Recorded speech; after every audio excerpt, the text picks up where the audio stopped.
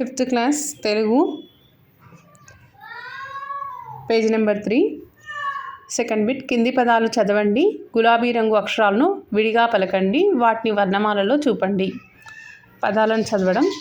అలసట, ఆనందం, ఇవతల, ఈదడం, ఉదయం, ఊగడం, ఎడమ, ఏమనగా, ఐదవ, ఒకటవ, ఓడ, ఔషధం, అందరం, కలబంద, ఖగం,